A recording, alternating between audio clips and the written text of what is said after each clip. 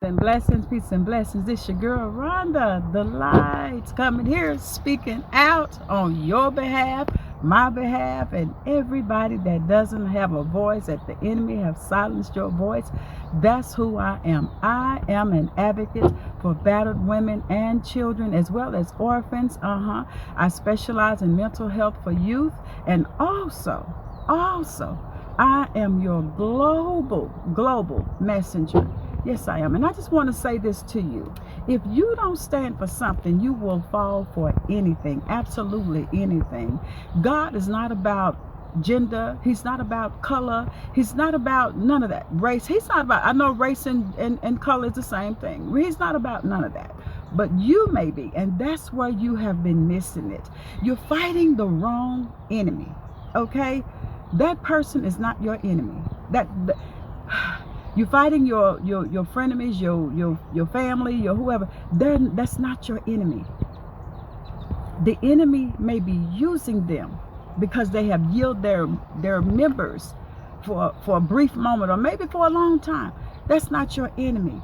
The enemy that's entered them and sometimes enter you is bringing distractions to get you thrown off. So that way you won't focus on the things that God would have you to do. I used to say, man, I'm running behind. No, I'm right on time. I'm right where God wants me to be. And you have to know that. Stop trying to catch up with everybody else. Stop trying to do what everybody else is doing, saying what everybody else is saying. One thing that this man had, man, when I tell you this young man, he clocked it. Like the young people say, clock that T. When he clocked it, when he said the problem with so many buildings, because we are the church. The problem with so many people is that you come against each other. It's not about that. If we all come together and do what we're called to do, we won't have to worry about what nobody else is doing. We won't have to worry about who's zooming, who's dating, who's not dating, what church is rising, what church is not. Come on now, focus on what God have you to do, and this world will become stronger. And the main thing that he said, which is so true, out of all the places, more times, man, Dallas, you Dallas leaders, some of y'all can be something else. Y'all a handful.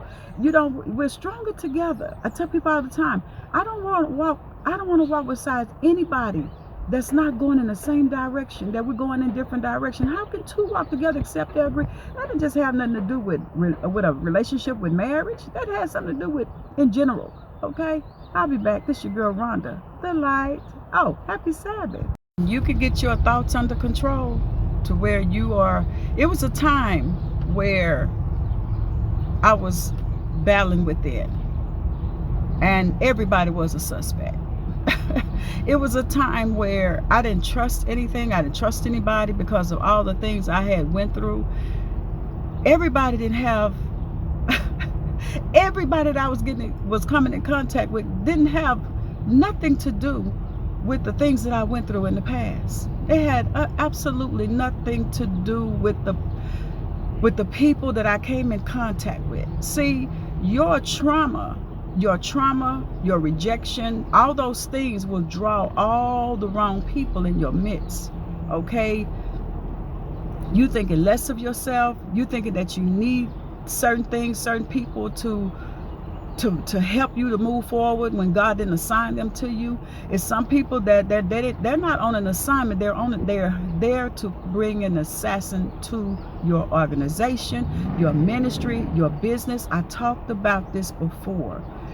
We have to be a discerning people to where once your spirit pick up. See, my problem was when my spirit would pick up certain things, I would override it by saying, they could change. If I change, anybody could change.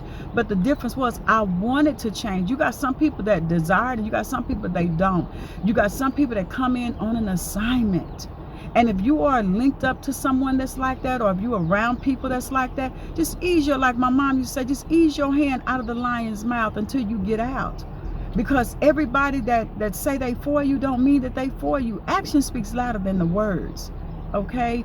And when people show you who they are, like Maya Angelou say, when they show you who they are, believe them. If it quack like a duck, if it moo like a cow, If it bark like a dog, it is all three. Okay, stop trying to override it and make it something else that is not. Okay, that's where a lot of people get in trouble. I know that's where Rhonda messed up. Okay, so now what do you do now? You stop worrying. You stop blaming everybody else. You stop pointing the finger at everybody else and point it at yourself. Because if the truth be told, if people will come to your house and open up that closet of them hidden skeletons that you have while you blaming everybody else, then they'll find that you wasn't squeaky clean. Okay, they'll find out that that's why I'm big on telling people, can't nobody tell Rhonda testimony like she can. Can't nobody tell you the things that I've encountered, the things that I've done, how I was out here doing. Can't nobody tell you like I can tell you, because I was the one that was out there doing those things. Okay, can't nobody tell you anything about Rhonda but Rhonda. Okay, come on, we got to do better. Speak out, help somebody. The moral to this story is it's time to make a change. It's time to wake up. You're not running behind time. You're not. You're not late. You're right where God wants you to be. You're right where God wants you to be. You're at a place where God wants you to be. God is setting some things up for you. While you're sleeping, God is working. Okay?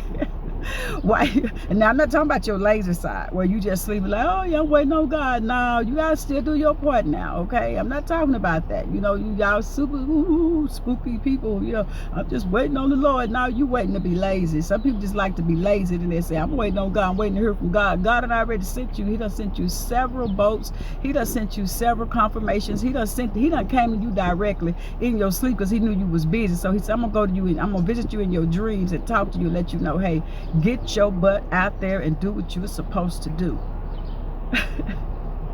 You were called to do what you are doing right now. Stop listening to the other people. Stop being bothered with the flies. Stop being bothered with all this excess stuff. All that's a distraction. When people wake up and they on something else, let them be on something else. Either they'll get it together or they won't.